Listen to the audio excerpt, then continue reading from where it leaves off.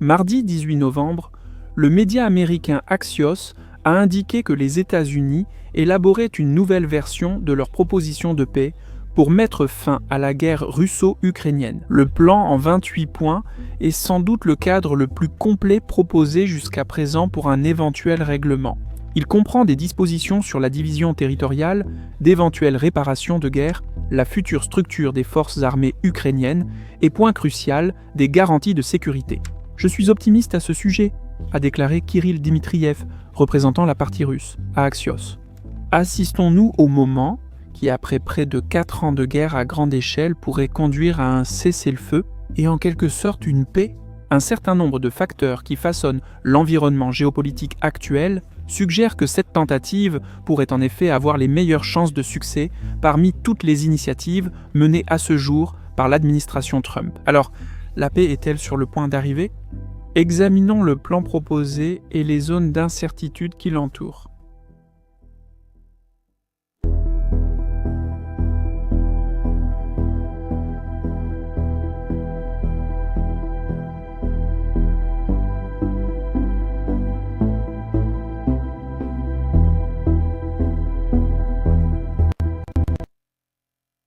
Les travaux sur le projet d'accord de paix ont une nouvelle fois été dirigés par l'émissaire de Donald Trump, Steve Witkoff, assisté du gendre du président, Jared Kushner. Le PR a récemment bénéficié d'une vague de couverture médiatique positive pour son projet de plan de paix à Gaza, mais il reste à voir si ce plan sera réellement un succès.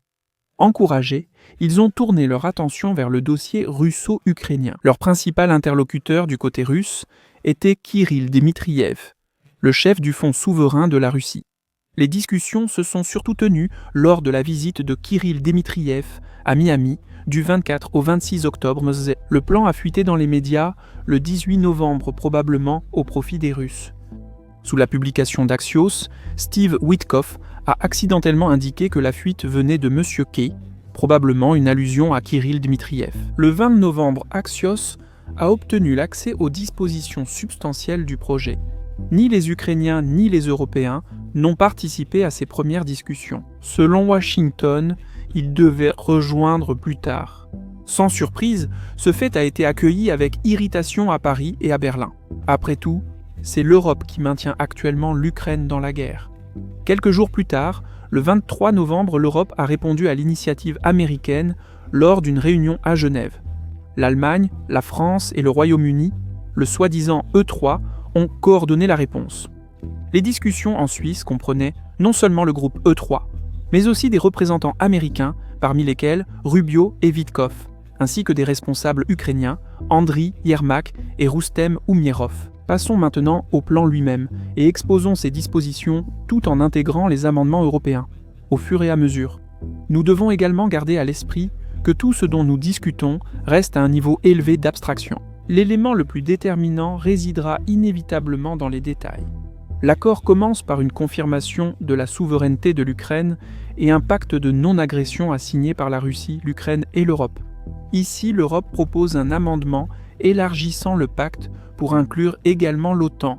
Dans le projet initial, la Russie promet de ne pas attaquer les voisins et en échange, l'OTAN cesserait tout élargissement, une clause entièrement supprimée par les 3 grands Européens.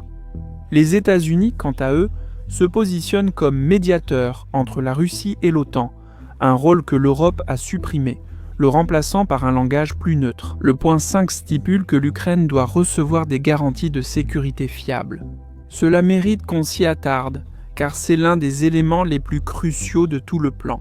Barak Ravid d'Axios a obtenu les dispositions plus concrètes. Les garanties sont censées ressembler à l'article 5 de l'OTAN, mais selon des experts juridiques, la similitude est en grande partie superficielle. En pratique, les garanties n'obligeraient personne à agir. Elles restent discrétionnaires et n'ont pas de force contraignante. Ainsi, les 3 Européens ont remplacé fiable par robuste pour exprimer un engagement plus fort et contraignant de l'OTAN. À l'avenir, on s'attendait à ce que l'Ukraine réduise ses forces armées à 600 000 soldats en temps de paix. Dans la version européenne, ce chiffre est porté à 800 000. Les points 7, 8 et 9 concernent l'OTAN. L'Ukraine serait tenue d'inscrire dans sa constitution qu'elle ne rejoindra pas l'Alliance. L'Europe modifie l'esprit de cette clause, affirmant plutôt que l'adhésion de l'Ukraine dépend uniquement du consensus de l'OTAN, ce qui, à l'heure actuelle, n'existe pas. Au point 8, le projet américain exige que l'OTAN s'engage à ne pas envoyer de troupes en Ukraine. Les Européens précisent que l'OTAN ne déploiera pas de troupes de façon permanente, mais ils autorisent une présence rotationnelle. Le point 9 indique vaguement que des avions de chasse européens seront stationnés en Pologne. Une phrase qui suscite une vive inquiétude à Varsovie, qui l'interprète comme une tentative voilée de restreindre la présence de troupes de l'OTAN sur le sol polonais tout en n'autorisant que des moyens aériens. Le E3 maintient ce point et ne change qu'un mot, remplaçant européen par OTAN. En poursuivant la lecture du document, le plan américain stipule que si l'une des parties viole l'accord, des conséquences s'ensuivront. Les sanctions contre la Russie seraient rétablies et une réponse militaire pourrait être envisagée. Washington souhaite aussi une compensation pour ses garanties de sécurité. Les 3 pays européens précisent toutefois explicitement que les garanties américaines doivent refléter l'article 5. L'Ukraine doit poursuivre sa voie vers l'adhésion à l'Union européenne, un point auquel les Européens ne s'opposent pas. Sa reconstruction serait coordonnée, en partie par le biais d'un nouveau fonds de développement ukrainien. La Russie devrait être réintégrée à l'économie mondiale via une levée progressive des sanctions et une coopération énergétique en ressources naturelles et intelligence artificielle avec les États-Unis. Moscou reviendrait au G8, une mesure largement laissée intacte par les Européens. Le projet initial des États-Unis stipule que sur les 300 milliards de dollars d'avoirs russes gelés, 100 milliards devraient être réorientés vers la reconstruction de l'Ukraine. Avec 50% des bénéfices revenant aux États-Unis, l'Europe contribuerait à hauteur de 100 milliards de dollars supplémentaires, tandis que les 200 milliards restants seraient investis dans un véhicule d'investissement commun américano-russe. Ici, une irritation évidente mais non exprimée de l'Europe est perceptible. L'Union européenne financerait la moitié des réparations de la Russie, et les avoirs européens gelés serviraient à des projets américano-russes. Et l'idée que Washington reçoive 50% des bénéfices de la reconstruction de l'Ukraine fait sourciller. Des bénéfices provenant de quoi exactement ? Le E3 supprime toute la section et la remplace par une seule citation de principe. Citation : l'Ukraine sera entièrement reconstruite et indemnisée financièrement, notamment grâce aux avoirs souverains russes qui resteront gelés jusqu'à ce que la Russie ait indemnisé les dommages causés à l'Ukraine. Fin de citation. Le E3 a accepté les points 15 à 20 avec seulement des ajustements mineurs. Le plan prévoit d'abord un organe commun pour superviser l'application de l'accord, alors que la version initiale excluait Ukrainiens et Européens, confiant la supervision aux seuls États-Unis et Russie. Ensuite, la Russie doit légiférer un engagement de non-agression envers l'Europe et l'Ukraine.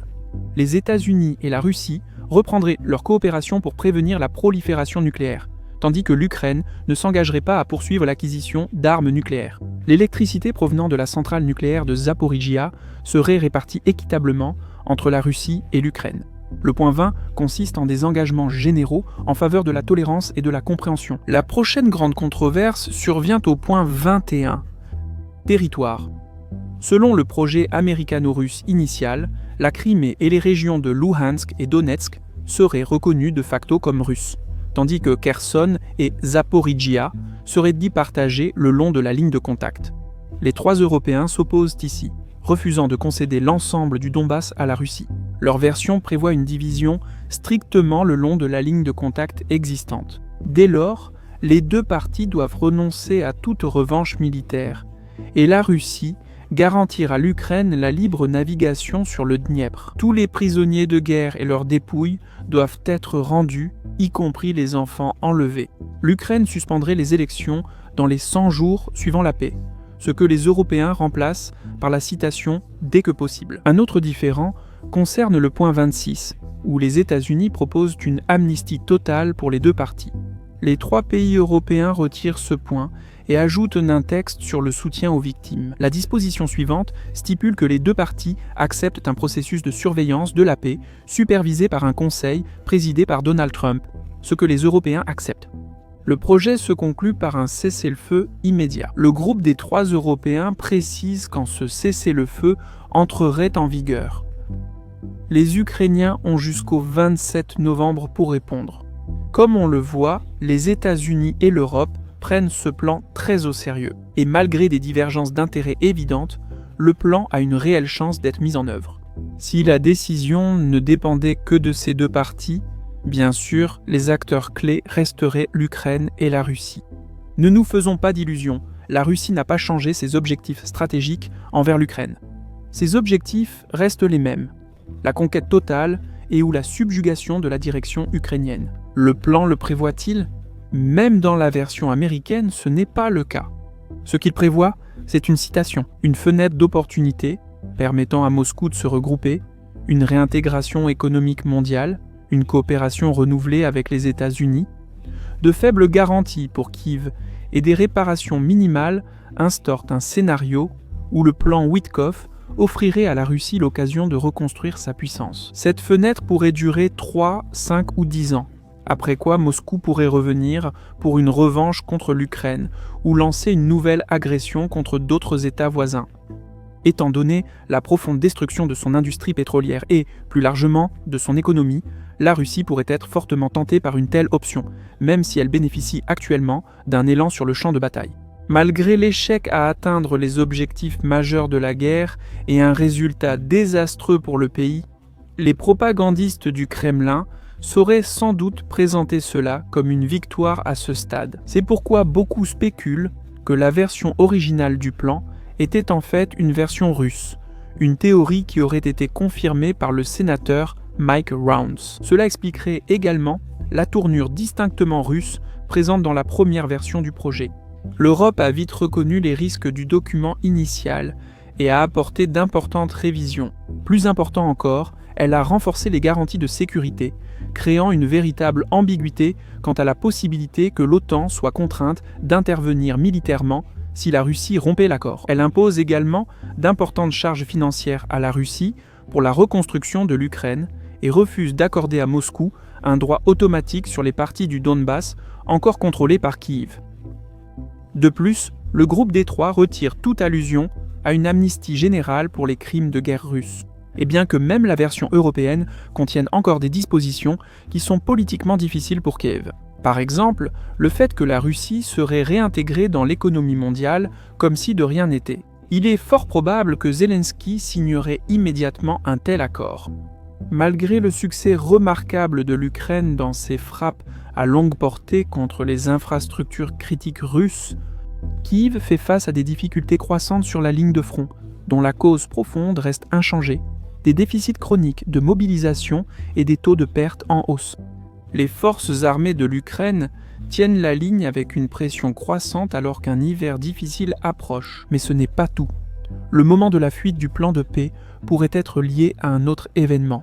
Il y a quelques semaines, l'Ukraine a connu son plus grand scandale de corruption depuis la guerre, impliquant le géant étatique de l'énergie nucléaire, Rosatom. Des enquêteurs du Bureau national de lutte contre la corruption ont découvert qu'un réseau criminel lié à des proches collaborateurs du président Volodymyr Zelensky extorquait des pots de vin allant jusqu'à 15% de la valeur des contrats. La fraude totale s'élevait à au moins 100 millions de dollars. Parmi les personnes impliquées figure le vieil ami de Zelensky, Timur Mindych, l'ancien vice-premier ministre Oleksiy Tchernitchov et l'ancien ministre de la Défense Roustem Oumierov, le même Oumierov qui a participé aux pourparlers de Genève. Des écoutes téléphoniques divulguées ont révélé l'influence du groupe sur les nominations clés au sein du gouvernement. Et ainsi, des preuves commencent à impliquer les plus proches collaborateurs de Zelensky. Le scandale jette également une ombre sur le président lui-même. Surtout compte tenu de sa tentative en juillet de cette année de prendre le contrôle du Bureau national de lutte contre la corruption et de détruire son indépendance, cet effort n'a été stoppé que par des manifestations massives et l'opposition ferme des États-Unis. Il est donc tout à fait plausible que des preuves puissent émerger impliquant Volodymyr Zelensky, même si ce n'est que sous la forme de protection de ses alliés. Les services de renseignement américains comprennent à quel point la position de négociation du président ukrainien s'est affaiblie, ce qui augmente la pression que Washington peut exercer. Peut-être pour cette raison, le 21 novembre, Zelensky a fait l'une des déclarations les plus marquantes de la guerre. « Nous vivons l'un des moments les plus difficiles de notre histoire. L'Ukraine fait face à un choix difficile, perdre sa dignité ou risquer un partenaire clé. Soit un plan difficile en 28 points, soit un hiver extrêmement rigoureux, le plus rigoureux, et d'autres risques à venir. Une vie sans liberté, dignité ni justice, forcé de faire confiance à quelqu'un qui nous a déjà attaqué 2 fois. Ils attendront notre réponse. Et il continue. La semaine prochaine sera difficile. Il y aura beaucoup de pression politique et médiatique pour essayer de nous diviser et de nous déstabiliser. Fin de citation. Cependant, ces remarques ne laissent pas forcément entendre que des preuves compromettantes impliquant Zelensky pourraient apparaître au fur et à mesure que la crise évolue. Mais certains analystes, comme Yaroslav Trofimov, soutiennent le contraire, que le scandale pourrait en réalité rendre plus difficile pour Kiev d'accepter un plan de paix, car le public pourrait soupçonner que Zelensky y a été contraint. Même ainsi, lorsque tous les facteurs sont pris en compte, le plan de paix semble effectivement avoir une chance réaliste d'avancer, même sans l'angle de la corruption. Des discussions dans les cercles diplomatiques laissent entendre que l'Ukraine pourrait accepter d'importantes concessions, car sa position stratégique devient critique. Sans l'appui des États-Unis, elle empirerait encore. Andriy Yermak, lui-même potentiellement impliqué, s'est exprimé positivement sur les avancées du projet, tout en soulignant que la décision finale appartient au président. Cela place à nouveau le sort probable de l'accord entre les mains de Moscou. Bien que le plan Witkoff ait été jugé optimiste pour le Kremlin, selon Dmitriev, la version révisée des 3 Européens contient de nombreuses dispositions qui seraient coûteuses pour la Russie. Et cela suggère que, une fois de plus, une grande tempête pourrait ne produire qu'une simple bruine. Cependant, il ne faut pas sous-estimer le lourd bilan que la guerre inflige encore à la Russie. L'Ukraine continue d'enchaîner les succès. Rien qu'en novembre, elle a mené 10 frappes réussies contre des raffineries russes et la part de la capacité de raffinage mise hors service dépasse probablement encore 30%. Une chose est certaine, qu'il soit dans sa forme originale ou révisée, cet accord n'éliminerait pas le spectre de la guerre en Europe ou en Ukraine. Il le suspendrait, il le reporterait. Mais la Fédération de Russie, profondément engagée dans sa dynamique pro-guerre, continuera de chercher un exutoire à sa pression militaire. Le premier chapitre de la guerre russo-ukrainienne céderait alors la place à une ère de renforcement militaire.